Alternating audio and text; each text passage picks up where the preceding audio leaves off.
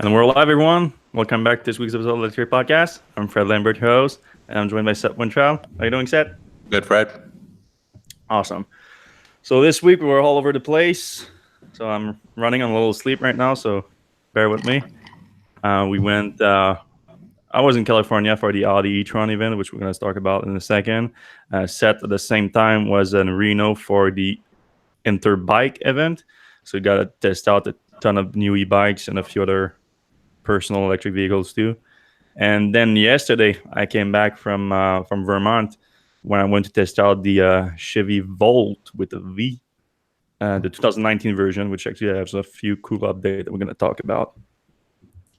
But we're going to start with the Audi e-tron, and I always want to say e-tron Quattro, which is what we've been saying about that car for a while.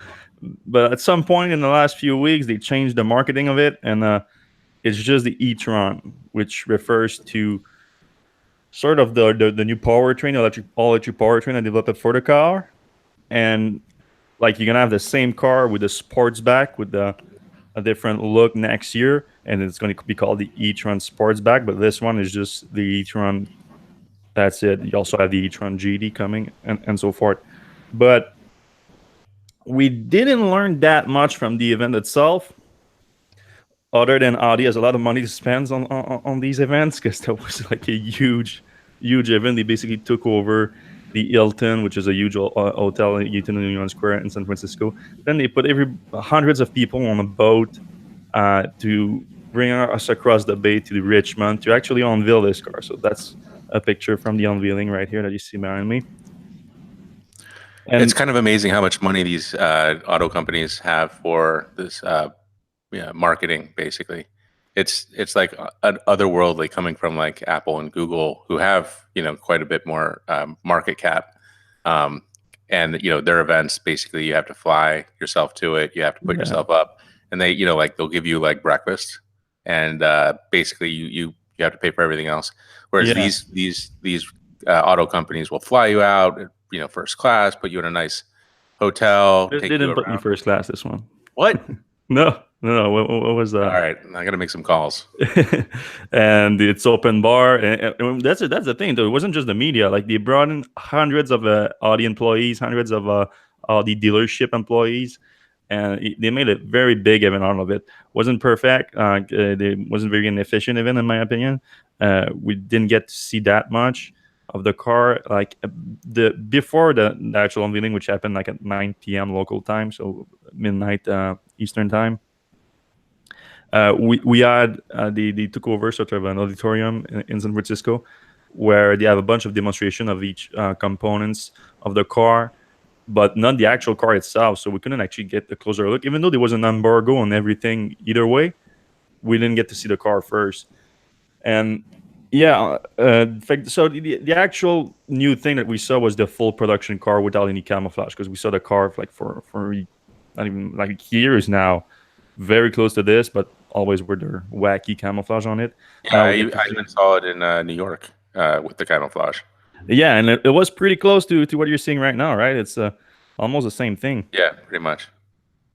I think it had different wheels, but yeah, and it's a beautiful SUV. I mean, it looks very much like the Q5 or the Q7 or whatever size of SUV that. I think it basically fits between the Q5 and the Q7 in the lineup, even though it's more expensive than both. I think. Didn't Elon say he used to have an Audi Q something? I think it was a Q7. Yeah, it was a big one. Yeah, before the Model X came on board, he was using the Audi Q7 or maybe Q5. I don't know.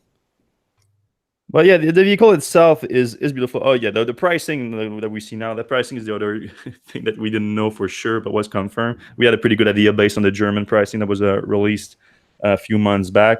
But it's starting at $74,800 before the federal tax incentive or any incentive. The first car that's going to be delivered, though, started at $86,700. That's the edition 1, which has a special color that you can get. But once the edition 1 is done, you have the Prestige at $81,800, which has a few more premium option inside the car, and it's also the only option you can if you want the 21-inch wheels, that's the only option you can get. My understanding, at least. So the pricing is pretty good, kind of what we expected compared to the I-Pace, which is a much smaller vehicle. It's what, 5,000 more expensive. The I-Pace starts at 7,000, 70,000. Yeah, I think 69. So yeah, basically right. same. So 5,000 more, much bigger car. More of an SUV look. Well, I like the design of the I-Pace a lot, but it's a little bit. It's not very much an SUV feel to it. This one really, at first glance, you'd think that Audi is going for the same market with their gas-powered SUV, and which sounds like a good thing for electric vehicle adoption as a whole. But that's what we were learning this week, is that they are very much marketing it to current electric vehicle owners. They're not trying to expand the market very much. Very much are marketing this to current EV owners. Good example of it. They started a bunch of events at Electrify America stations, charging stations, and they turned them into stores. So they're literally directly marketing to people that already have an EV and they're coming to charge, and then trying to upsell them to the new Audi. I guess Which is fair. I mean, it's a good marketing tactic if you to sell a car. But what we hope for as EV enthusiasts is that every time as a new EV comes to market, that it expands the EV market, because it convinces more people to buy EVs. In this case, if you're a fan of Audi's SUVs, you might be a fan of this Audi SUV, which happens to be electric, which I think is still the case. It's just that Audi's not marketing it as such. That's frustrating, because that happens a lot. Like I noticed that Jaguar was a little bit in the same boat. They seemed to think their market share was going to come from like Tesla owners, or they raced it against the Tesla, all those things. Yeah. Not the same feeling. Which would have been a lot nicer if they raced it against some of their EV. Not even race it against a Jaguar, race it against an Audi or a Porsche or whatever. Yeah, the Q5 is probably the biggest competitor to the I-Pace, I think. And that would have been a good race, and they would have won by a wider margin than with X2. Here I have a picture of the frunk. I don't know if they can call it that too, so Tesla basically. It's like a glove box. Yeah, it is. It's not huge, but it's deeper, right? Yeah, it's certainly bigger than the I-Pace has. What I don't like though is that you have to open the hood. Then there's a hood for the frunk too. So yeah, you have to open two lids to actually get to that thing. So that's not fun. Can you just rip off the one that's inside? Yeah, I don't know if it has an actual function. If like they don't want water can get in or something. I don't know. We couldn't ask anyone really, because like I said, we only saw the car once they unveiled it, and the unveil was a mess. Like as soon as they unveiled it, like everybody rushed it and everything. But so I could get a few pictures, but that's it. I did get to talk to a few engineers that worked on it before the event, and a few things that stood out to me is the regen capacity of the powertrain. Very impressive regen capacity that goes up to 220 kilowatts that it can get back into the range. Can stop the car from 0.3 Gs of acceleration. So that sounds pretty good, especially with such a heavy car like that. Yeah, and the actually think that 30% of the range can be attributed to regen in some conditions. So it's a big part of or the range estimate, which was the other thing that was weird during the event, because they didn't want to share an EPA estimate, even though they were launching the car in the US, which I thought was weird. Maybe they just haven't gotten the official one yet. Even if they don't get an official one, most automakers like try to share one when they launch in the market. Try to share a guess or an estimate. It's called an EPA estimate. Like you estimate it, and instead they stick to the WTP range, which they give 400 kilometers. Anyway, something like it's going to be over 200, like for sure. Is it going to be 230, 250? I don't know. They were big on their aerodynamic drag coefficient performance, and of course, part of that was because of the 0.05 point that they managed to shave off with the first virtual mirrors that are officially available from automaker. That's an interesting but not in the US. development. Not in the US. So that's the thing that I learned. Like I knew that there was some market that were towards it right now, but apparently in whole of Europe, like if you are under the EU, it's allowed since 2016, and just nobody did it yet. So yeah, now, I mean, I guess if I guess if it's not globally, then why build that system? You know, like if you're building cars, but I don't know. Or well, maybe playing out the it takes a while to build that. So from 2016. yeah, but playing automaker to build cars specifically for Europe. So that's what they're gonna do here. It's gonna be offered as an option in Europe. It's gonna be 1,400 euros, I think, the option. So it's not cheap, but Looks cool. we got a quick demo, and it looks like it works well. The cameras don't actually move, but they are bigger than what you see on the actual screen, so you can arrange it so that so you can see the way you prefer to normally see with your side mirrors. And yes, they work with OLED displays inside the door. Like I would have liked to sit in the car. Well, I like to actually drive the car, have a test drive and everything, so like we normally do. But even just sitting in the car with those mirror working, so that you get a feel of looking at this specific spot in the door, which is not something that you used to. Like you used to look a little bit higher normally. So that's something I would have liked to do, but we didn't get the chance. It was just working on an open door without a seat or anything. So it was basically our waist. So it's not ideal. But yeah, otherwise I'm pretty excited for it. The only thing that was the biggest disappointment was the timing on they talked about US deliveries. So the US deliveries was Q2 2019, even though they claimed to have started production a few weeks back. So we're looking at over 6 months of wait for the car, at least in the US. They didn't confirm that they're going to come sooner in Europe, but we assume it will since they already started production. But we're gonna. Where are they being built, in Eastern Europe, or? They're being built in Germany, but they have production all over the place. Like the motors are made in Hungary. Gotcha. So there's a bunch of different components being made all around the world. But that's pretty much it for our time with the e-tron. We're gonna try to get a review unit as soon as possible, but my understanding is that we're gonna have to go to Europe to try it if you want to try it by the end of the year. Otherwise, we're gonna have to wait until 6 months, if not more. Maybe we can hook on to the Paris Auto Show or something. Yeah, we should go there, right? That's only like 2 weeks, 2 or 3 weeks though. Yeah, it's soon. About the Interbike, how much fun so, did you have with the Interbike? So I could go on for hours about Interbike, but so this was my first time at any kind of bike show. There's one in Europe that's a little bit bigger, but Interbike's the biggest US bike show. And it's all kinds of bikes and other vehicles. But this year, and I don't know what it's like every other year, it felt like almost every stand had some sort of electrification. Every company was doing something with electricity. And some places, like, you know, they have a wing of like OEM parts, and that just felt like 100% electrified.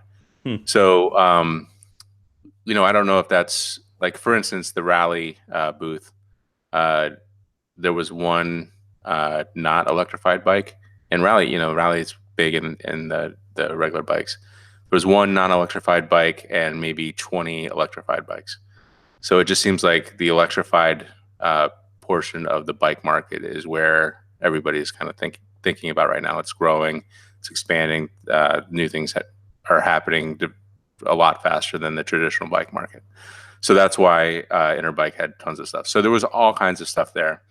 The main room is kind of like the big bike makers, like I said, Rally and High Bike, and you know, a bunch of other brands you've heard, like Stromer, which makes a $10,000 bike, Reese & Mueller, which I recently reviewed the Supercharger, and a bunch of other like kind of top tier brands. And what's a little bit boring about those guys is they use almost the same drivetrain.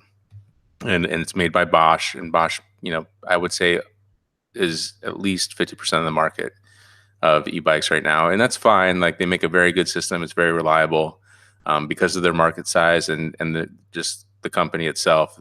You know, something goes wrong with your motor, they'll fix it for you pretty quickly, and they'll have a bike shop nearby.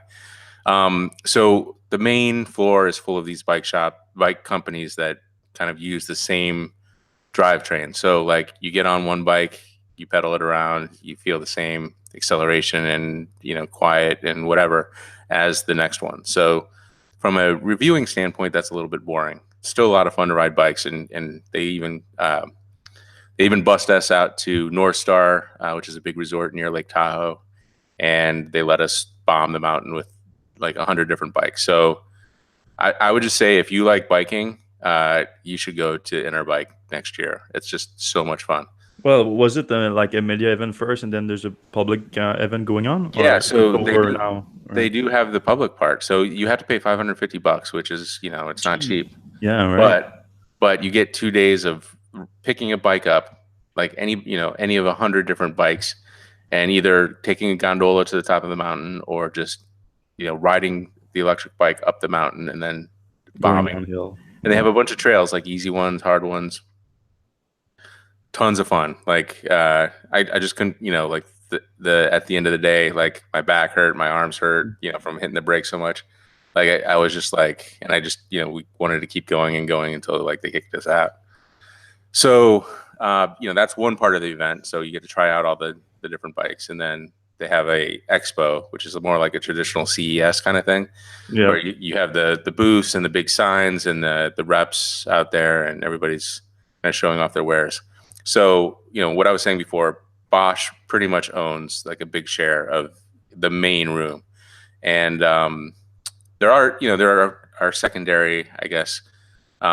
Rose is another German motor company. Their background is in like windshield wiper motors and car seat motors, but they actually make a really good bike motor. It's kind of claim to fame is it's way quieter than Bosch's, because Bosch's uses vinyl gears, whereas this uses a belt to do the stepping of the motor speed. So Rose was there, and they have a number of bikes from top tier manufacturers. And then, as you would expect, Shimano is on a few bikes, and so is Yamaha. Yamaha also came out with their own bike line this year that we took a look at. Although it was surprising, like would think Yamaha, if they're making the batteries and the motors and the bikes, that they would be really well integrated. But this year's bikes look like they just slapped a Yamaha motor on a typical bike, like a aftermarket thing. So that was a little bit surprising. And we heard that some of Yamaha's partners who put Yamaha motors on their own bikes were a little bit upset that they're making their own bikes now. Oh, really? So that's kind of interesting. And being at my first bike thing, I didn't really know the vibe there, but like there's so much gossip and about because these bike companies go from one to another. Here's a good example.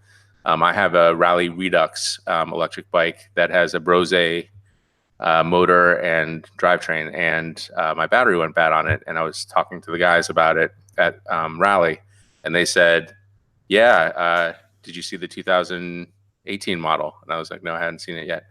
And it's now using a Bosch engine and or a Bosch motor, a Bosch battery, and actually has bigger tires. It's much nicer. So that's kind of what goes on behind the scenes. So that was the major part of the thing, and there was a lot of really cool bikes there. And frankly, if I'm like 80% of bikers or 50% of bikers should go get one of those, like Bosch engine, all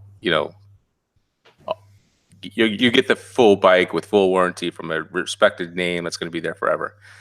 Then there's like the OEM land where you see bikes that you've never seen before in all kinds of crazy shapes and sizes.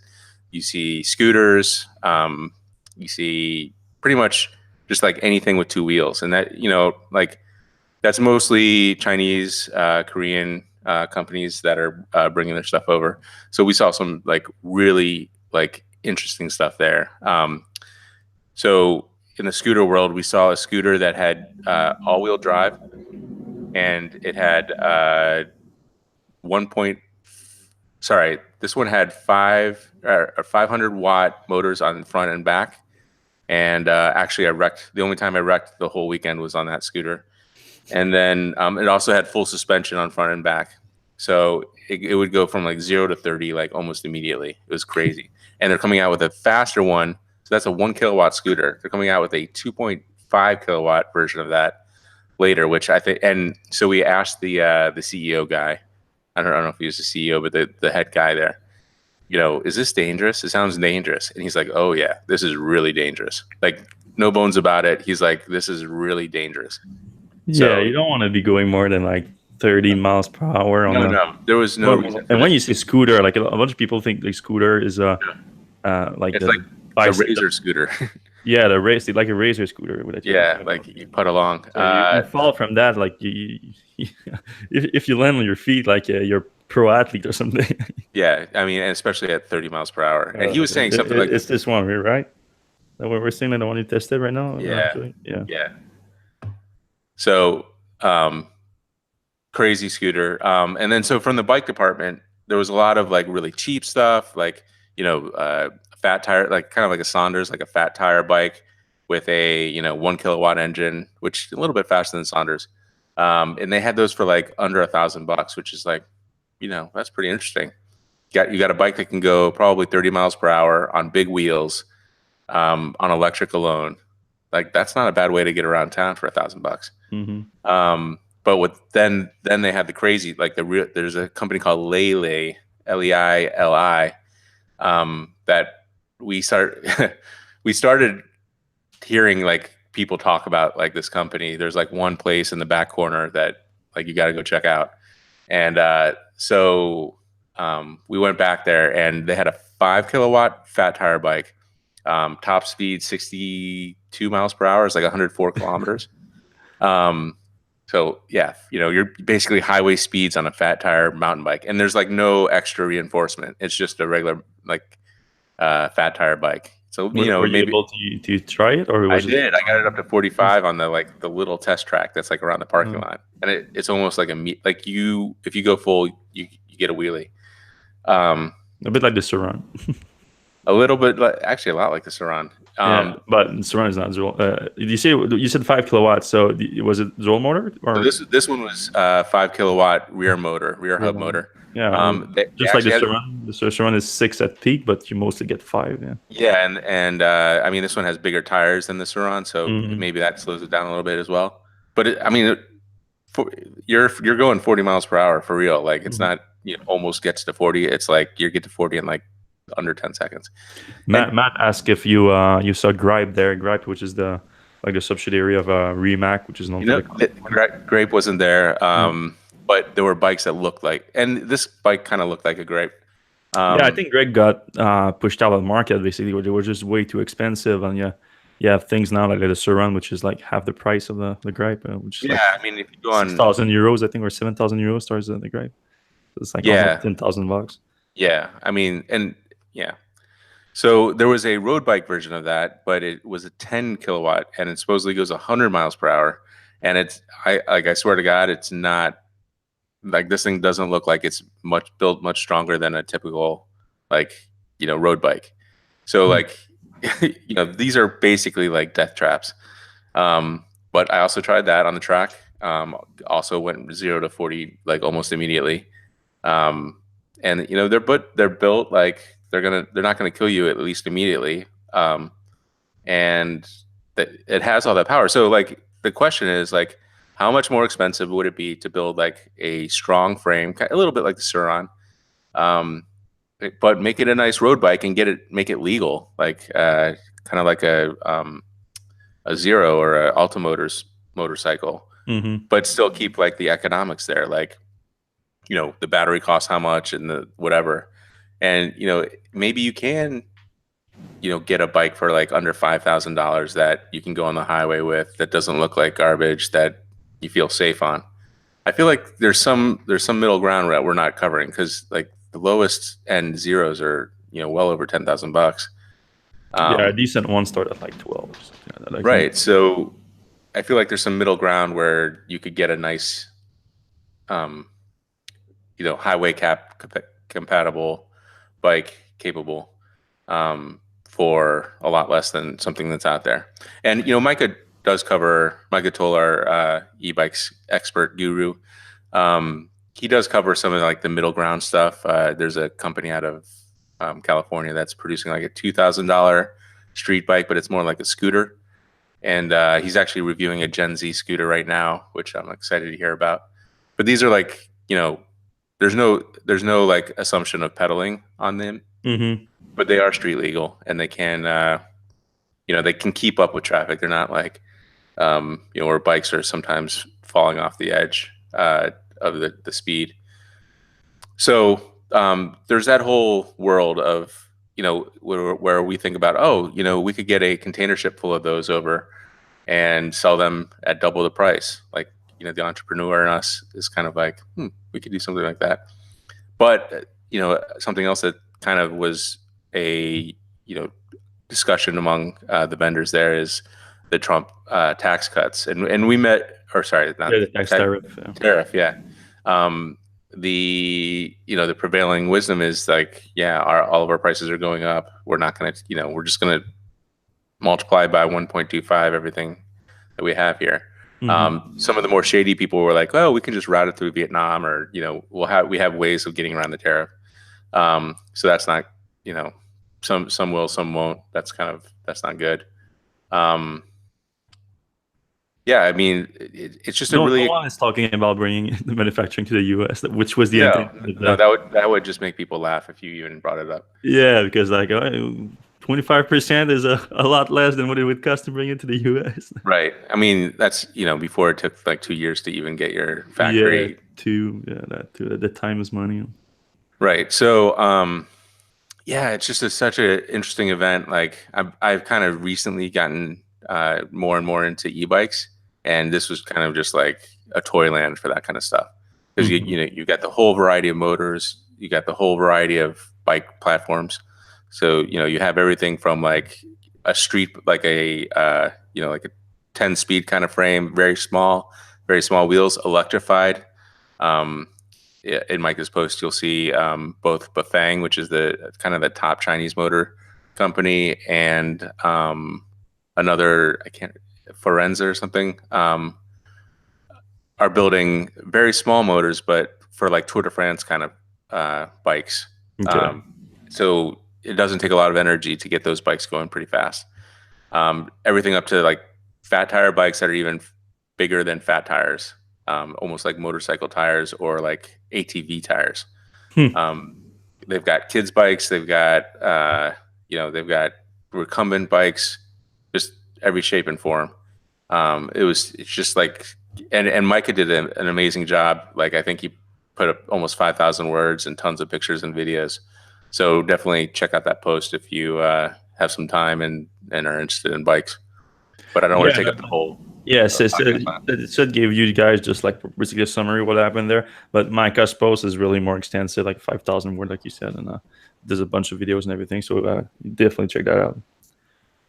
But well, half an hour in, and I like we covered 3 posts, so we should move on. Really quick, I'm gonna go through a little bit with the Chevy Volt 2019, which I went to Vermont for yesterday.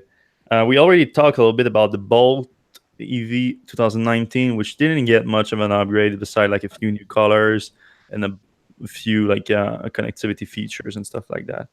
But apparently the seats too got an upgrade, but I didn't see that at all. Oh, that's interesting, because the seats were one of the sore spots of the Bolt.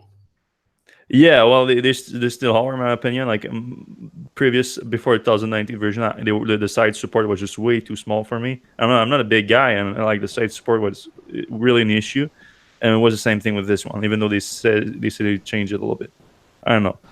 We focus more on the Chevy Volt 2019 because it got a bigger upgrade. Not directly the powertrain though, but it still has an impact on the most important thing, and the only reason why we even covered the Volt as a plug-in hybrid, the fact that you can get some good electric mileage out of it. You have an 18.4 kilowatt-hour battery pack. That's the same as last year, didn't change. But what did change is, first off, the charging capacity now went to 7.2 kilowatts. That's twice as much as you got last year. And what does it do is with 53 miles of EPA estimated range, like you can get a lot of it. Most people would cover the full commute, but if you use it for a little bit longer distance, charging is an option. Is always an option, but it doesn't do you much with a 3.5 kilowatt charger.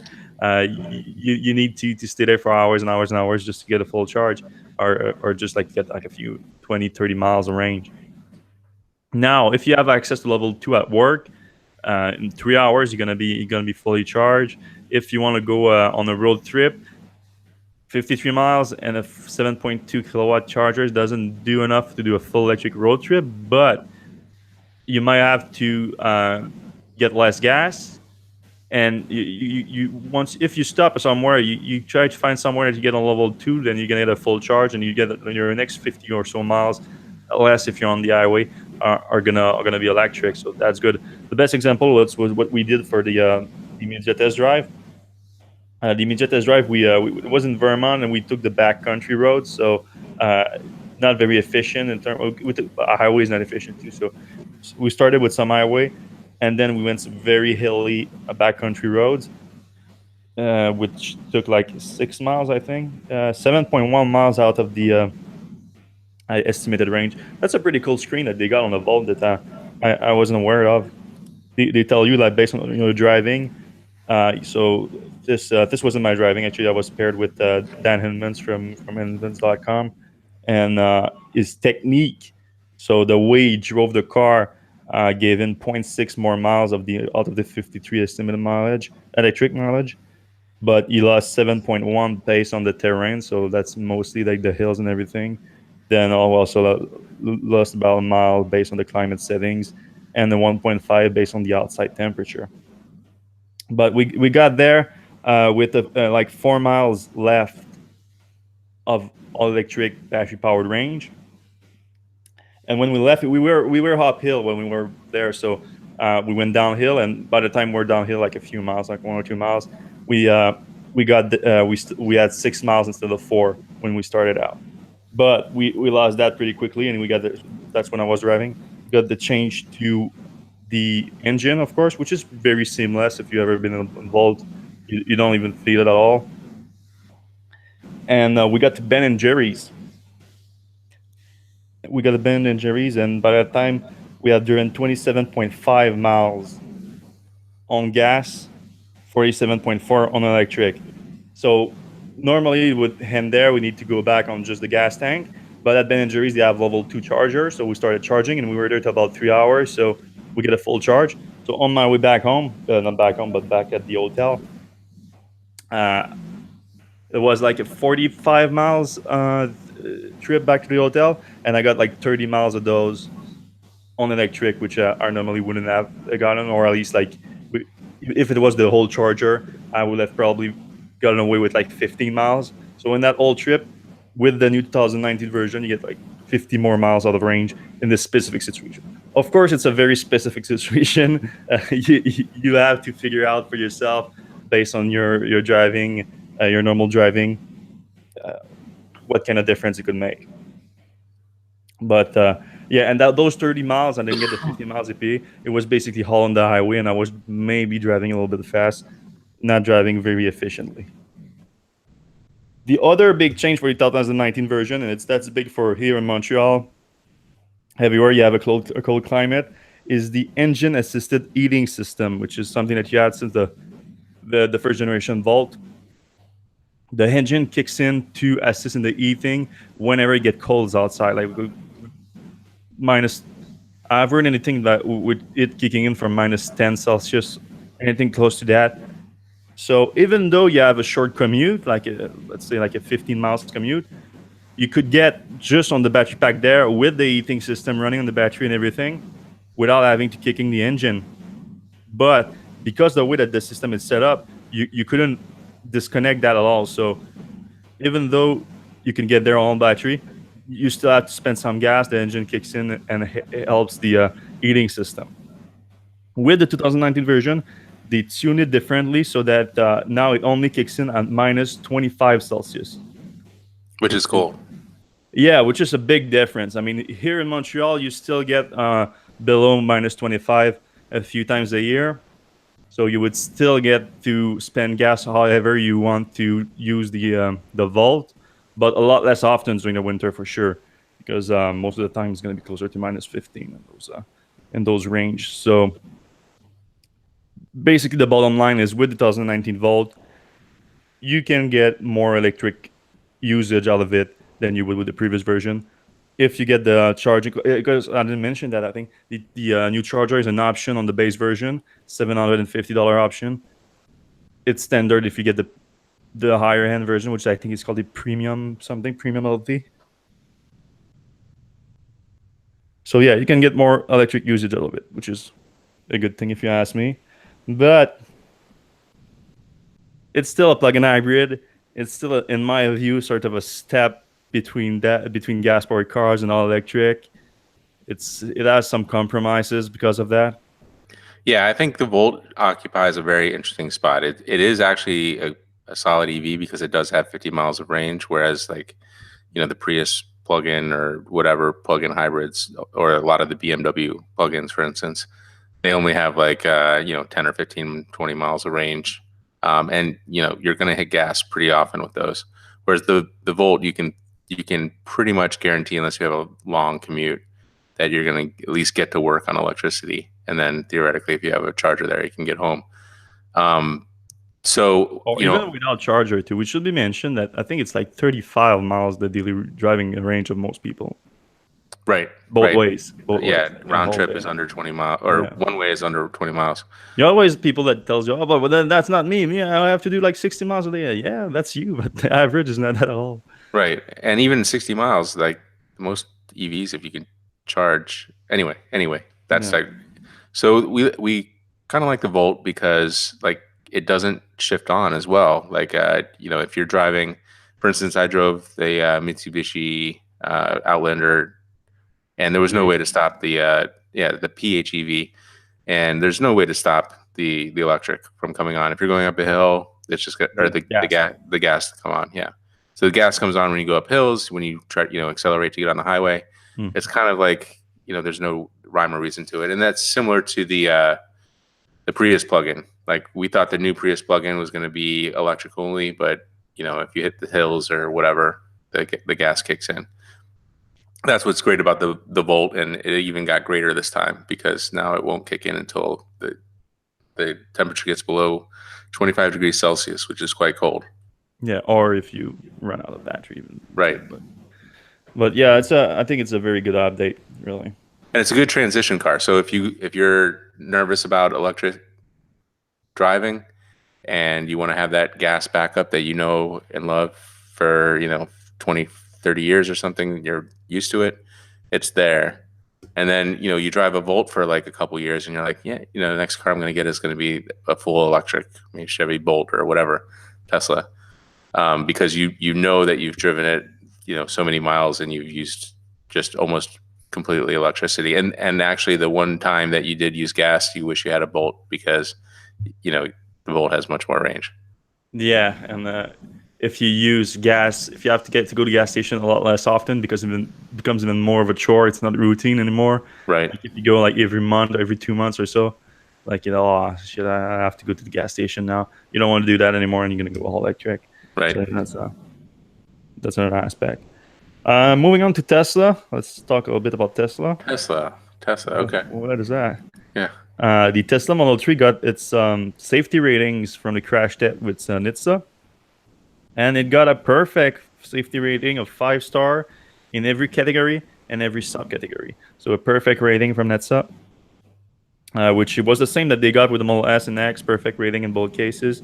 But and most cars these days, maybe not most, but a lot of cars get that perfect 5-star safety rating, but not that many get perfect safety rating 5 stars in every category.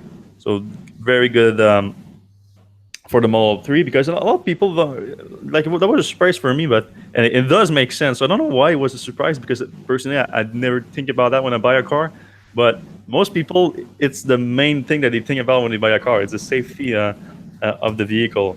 So when you get older, you start caring about that, and like if you have kids. Yeah, if you have kids, I assume it's you've heard that from the father of the kid that died in the Model S in Florida during the crash.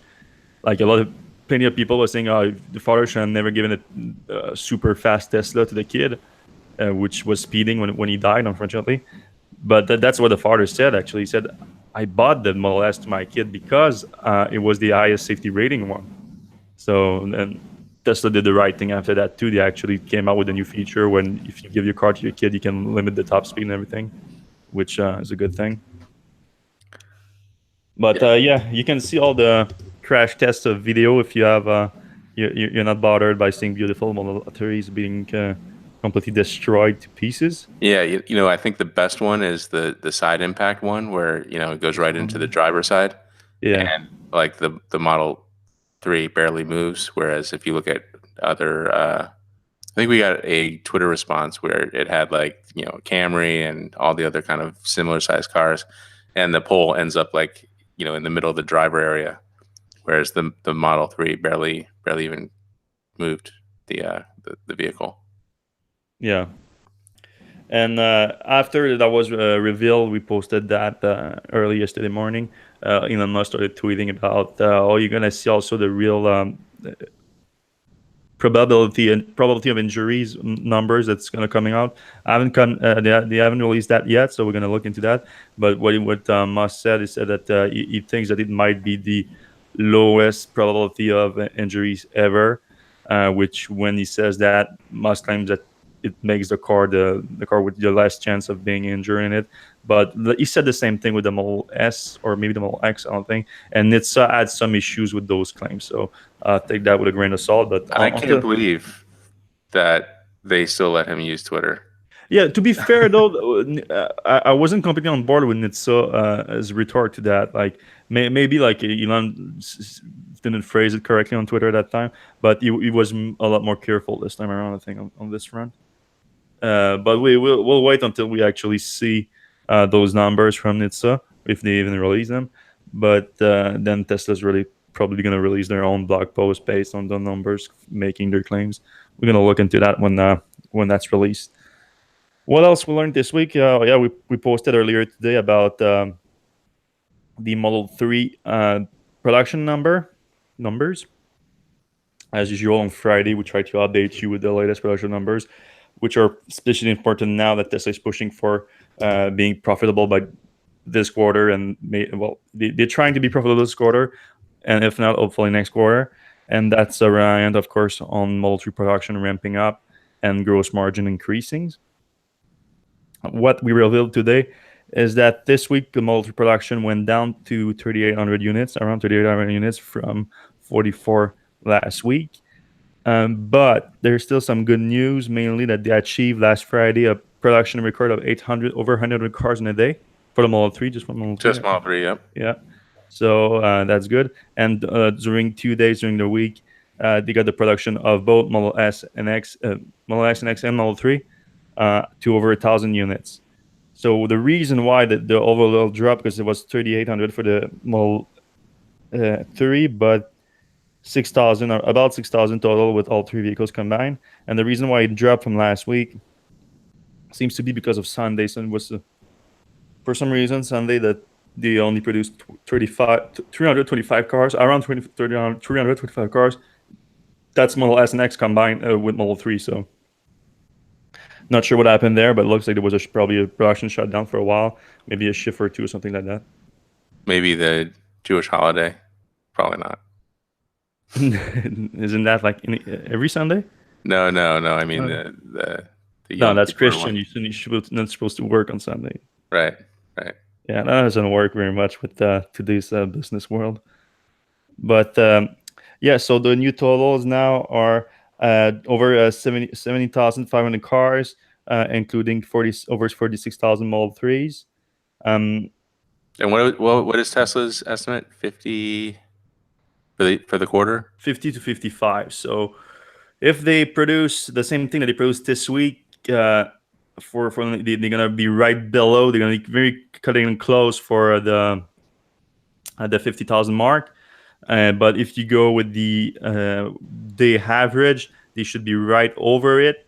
But there's still the hope that the recent burst in production that we've seen can be maintained for a longer period, like we've seen like 2 days in a row at over 1,000. They were like earlier this morning, they were like 4 days in a row too that they were like close to 1,000 units total. So if they can get that again this the fall next week, and then we can get see closer to the higher end of the range that they were hoping for. As for overall production, though, that sounds like less likely. But they could get close to 80,000 units total, I think, which would be pretty good. Yeah, not bad at all. More than pretty good. It depends always on what standpoint. If you compare to legacy automakers' general production, it's not that big. But then if you compare to any automaker's production of all electric vehicles with a range of anything close to Model 3, Model S, Model X, then it's completely unprecedented that we've seen those numbers.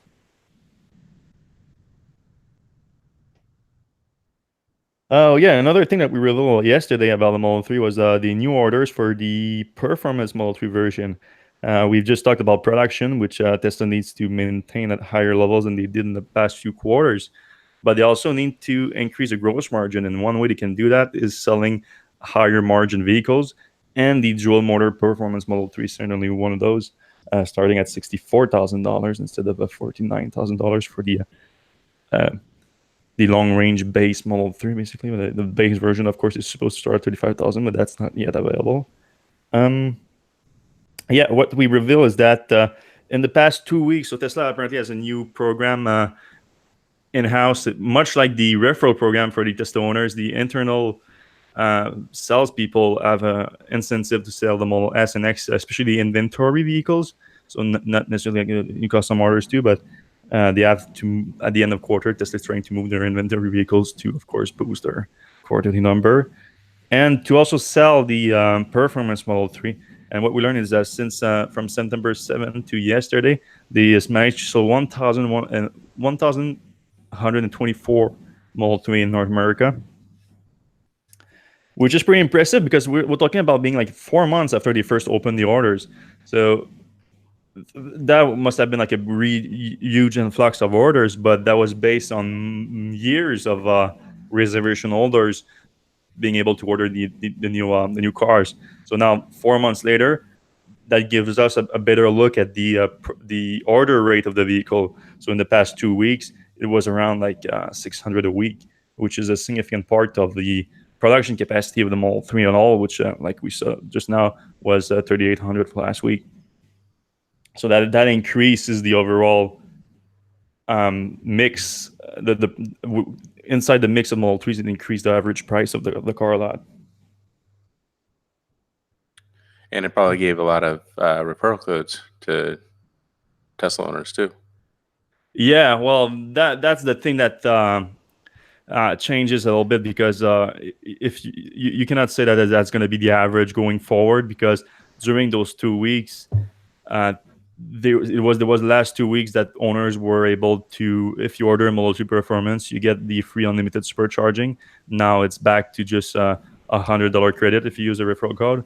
So that probably artificially boosted the numbers that Tesla normally gets. But at the same time, there's going to be another artificial boost coming up in the US with the end of the full federal tax credit by the end of the year. So in the next month or two, you're going to get the deadline to custom order a car like the Model 3 Performance, which is not very it's sort of available in inventory. Tesla has boosted inventories to we talked about that a few weeks back, but they changed it their way to custom order and deliver the cars. But for the most part, it's a custom ordered car, and they're going to be a deadline to get the car by the end of the year, which a lot of people are going to want to get just to get that 3750, half of 75, 3750 difference in the federal tax receipt, which is kind of a lot of money. Still on the Model 3, key fob. Who wants a key fob? A lot of people, apparently. Model 3, of course, as you know now, is only available with in terms of entry and starting the car. You connect it to the Bluetooth of your phone, which gives you a keyless entry feel, or you use a key card. You need to use, like, for the example, there was a valet at the Vermont Hotel yesterday when I went there. So you're not gonna give your phone to the valet, so you still need to carry the key card when you're going anywhere. So I had to give him my key card. if I had a key fob, I'd just have given my key fob. Model 3 is coming up with a key fob. Tesla's coming up, I think, with the key fob on Model 3. There were rumor of that, so for the past few months that was reported, but now it was confirmed with the new images from the FCC that show that the new key fob is for the Model 3. We had a poll about it, seeing who would prefer the current version to get it versus. The poll doesn't work with that. It's so weird.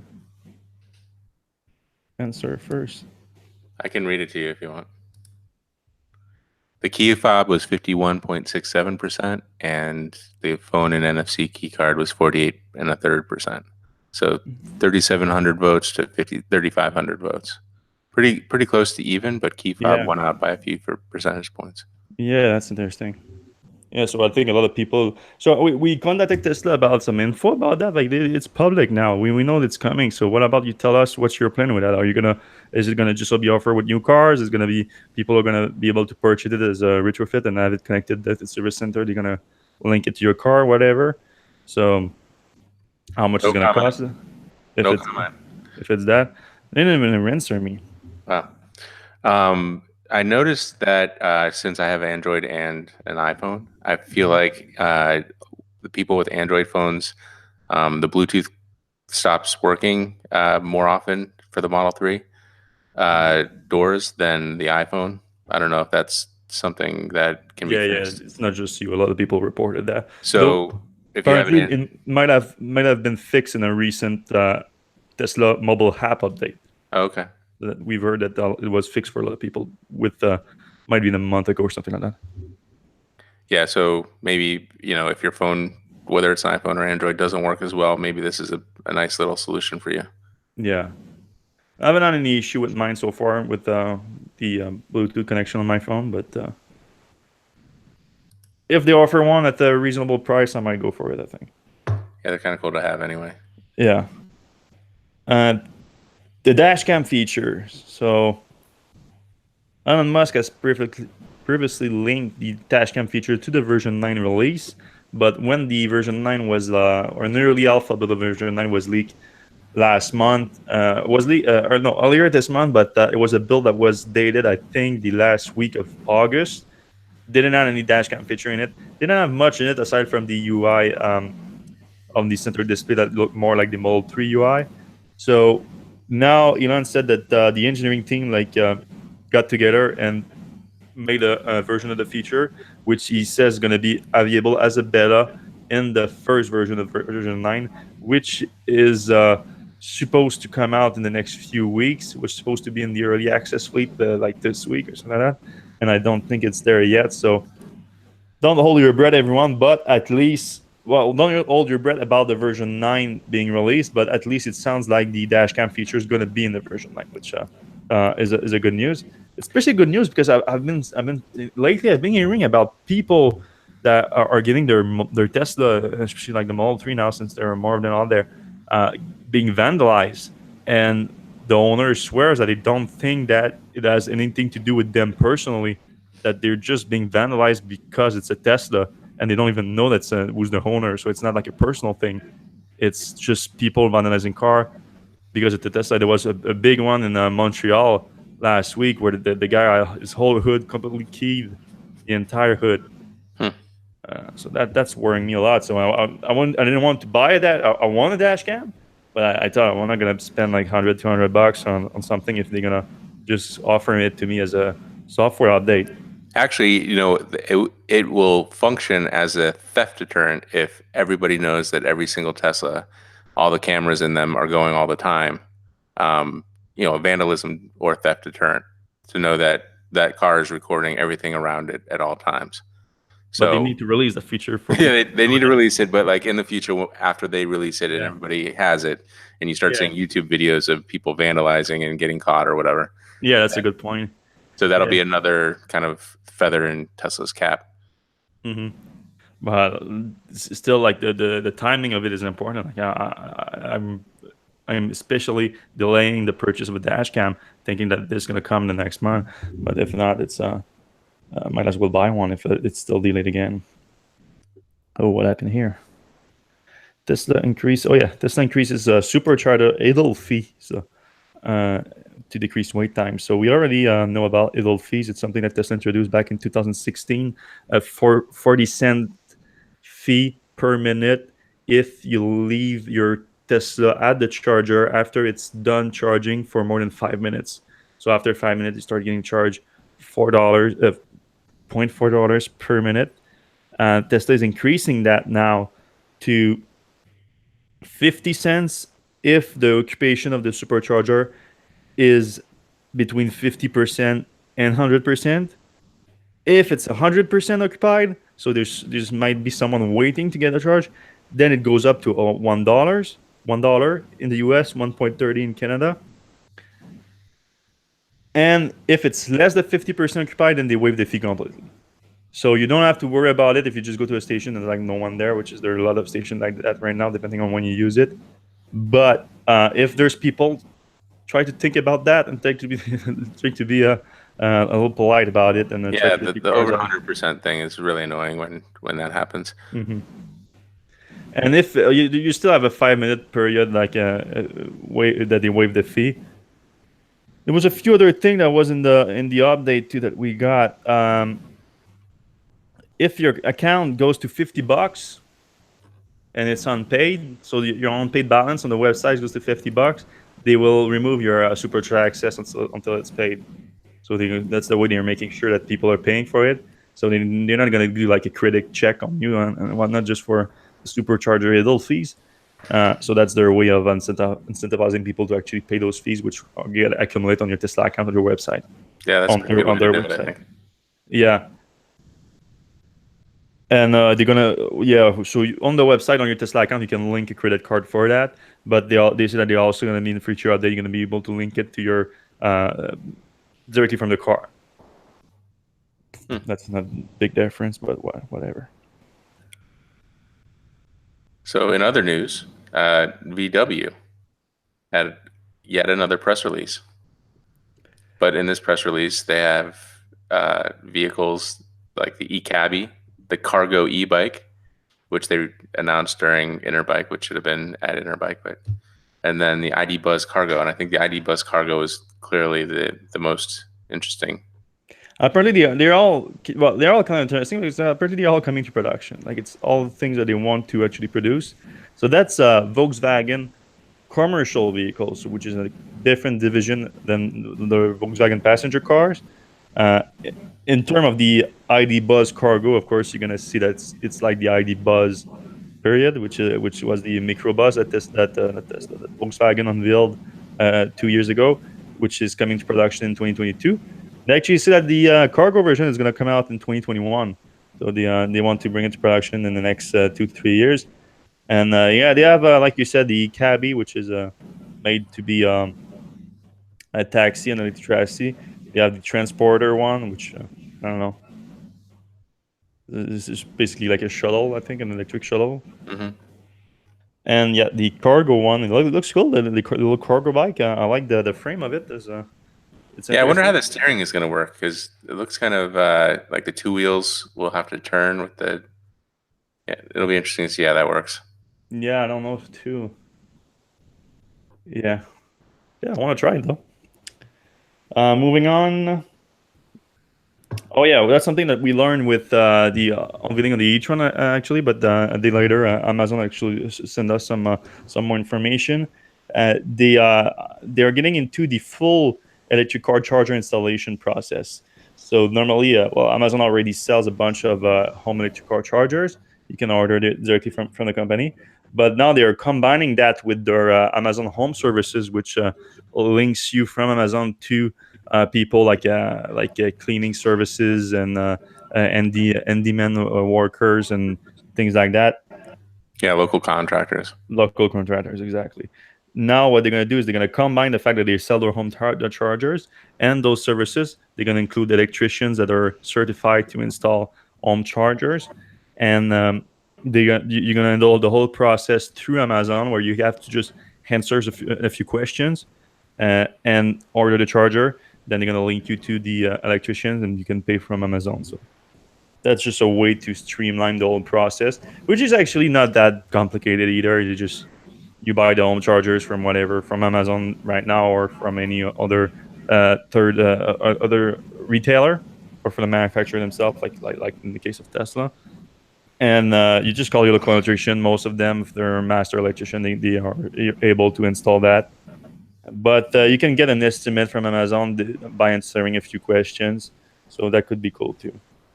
Just an easier way to handle that. Yeah, I mean, basically, all an electrician has to do is install a dryer or oven plug, NEMA 1450, into your garage, and depending on how far away from your box that is, that can be anywhere from like 15 minutes of work to a few hours. Yeah, if you go with the standard like 30 amps system for sure. Lucid Motors funding secured. That was your little contribution to the headline set. Funding secured. Funding secured. I remind you, everyone. Uh, Lucid Motors, if you don't remember, you might, because they haven't been much around for the past 2 years since unveiling the Lucid Air and announcing that they're gonna have that big $700 million EV factory in Arizona. They were trying for the past 2 years to secure the money to actually make those things, but they weren't able to until just now. They signed an agreement earlier this year with the Saudi Arabia Public Investment Fund, which was the same fund that Tesla was talking about. Well, they invested already like almost 5% to Tesla, but they're also talking about them about a possible take private move, which of course never happened. But they decided to still invest at least in Lucid Motors, so they're very much getting involved now, the Saudi Arabians, into electrification with a big stake in Tesla. Now also a significant stake in Lucid Motors. And what Lucid Motors said basically is that that's going to enable them to move forward with the Arizona EV factory. So at first, when they first unveiled the car, they said 2018. Of course, that could never happen. Last year, they were saying 2019. Now that they finally have the money, they're saying 2020 is going to be when the Lucid Air is going to be released. So what we've seen so far, the Lucid Air, it's a very cool car. I mean, very they have a nice powertrain that's very competitive with other electric sedans like the Model S. They were talking about very aggressive pricing too, which was interesting and everything.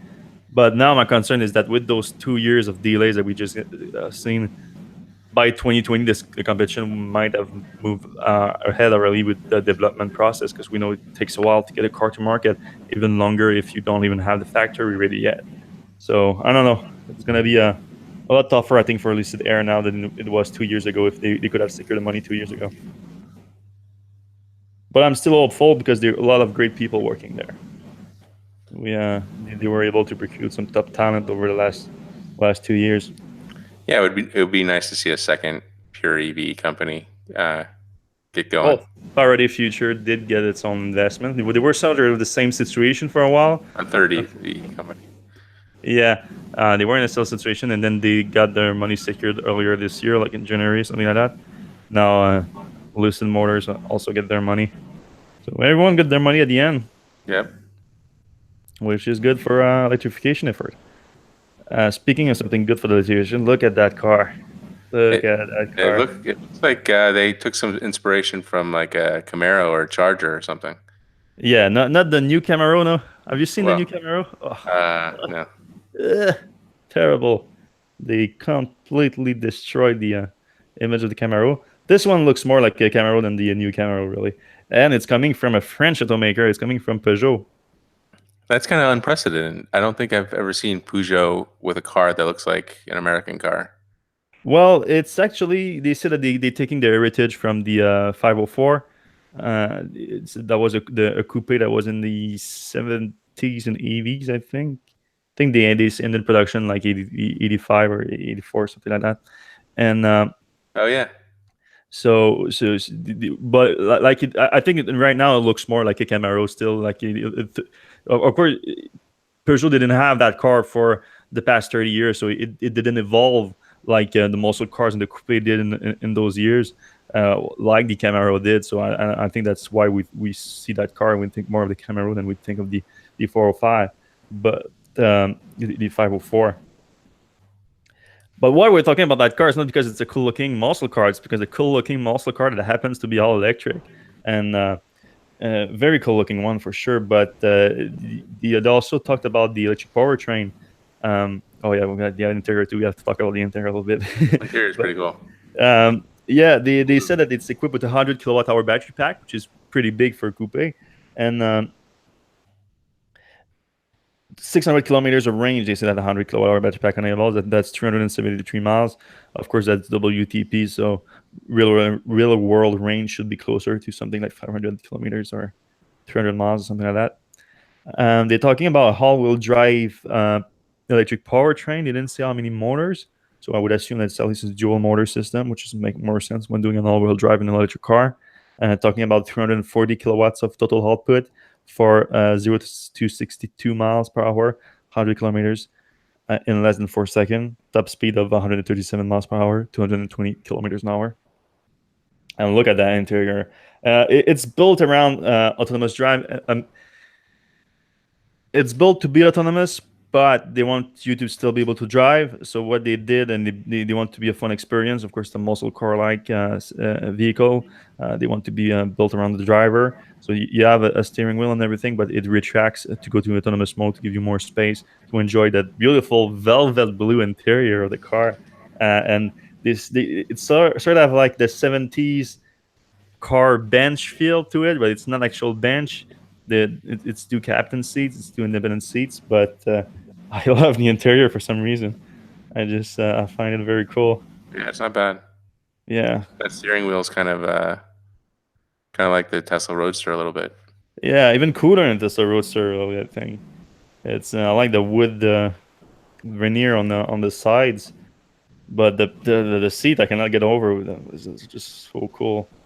If you're only listening on audio only, we're watching some pictures right now, but you can go on Electrek. We posted all of them, and it looks really good. I just want Peugeot to make that car. Yeah. I mean, they need to get into electric cars for sure, and I think this one is a great one to start with. It reminds me a little bit about the Polestar 1, that Polestar unveiled, that Volvo unveiled, but ended up being a plug-in hybrid for some whatever reason, even though they said that Polestar is going to be a whole electric brand, but they're going to start the whole electric with the Polestar 2. I think this one should be a great whole electric car. If you can make the autonomous thing, make it. But if not, if it's not ready, just make that car as it is, as an all electric muscle car with whatever autonomous features you can bring in. And Peugeot has been talking about coming back to North America for a while now. Of course, they're not only available in Europe, but maybe in Asia. I don't know. Come back to the US with that car and try to compete with Mustang and do it soon. Do it like this year or next year, something soon. If they wait till like 2025, when realistically that's about when this will come out. They can make it before that. Like, come on, 2021, something like that. There's not gonna be that many. Not in 2021, but I feel like Mustang all electric. Like, yeah, there is that the Mach thing. Yeah, everyone that's listening now, go on Twitter, go on Facebook, whatever, and tweet to Peugeot and Facebook to Peugeot, email them, whatever. Tell them Electrek wants them to make that car, and let's start a campaign to have them make that. It's called E-Legend too. Like, that's a very much concept car name. It's not a production car name really. It doesn't sound like one, but I like it as a concept name. I think they need a new name for the production version. But, and of course, it's always, it's a concept car. Once it makes it to production, it's completely different and whatnot. Keep it like that, like as much as you can. This seems, at least on the outside, it seems like something that could be done. I don't know how aerodynamic that front end is, but the inside seems like the bigger stretch. Like, that looks like Austin Powers or something inside. The exterior, what kind of what it reminded me of a little bit? What? The Volt prototype. Oh yeah. You remember the Volt prototype? It looked a lot more aggressive than the Volt ever did. The production versions ever did. I think it has some feel to it like that. Anyway, you make that car, Peugeot, and you might have a buyer in me. Yeah, we'll definitely review it for sure. Yeah. All right, we're gonna leave you guys on this. Go check out the Peugeot E-Legend on Electrek right now. Beautiful car. Thanks a lot for listening. Thanks a lot for watching on YouTube. Thanks a lot to our Patreon supporters at patreon.com/Electrek. We gonna ship your things out a lot soon by the end of the month, hopefully. And check us back same time, same place next week. Bye bye.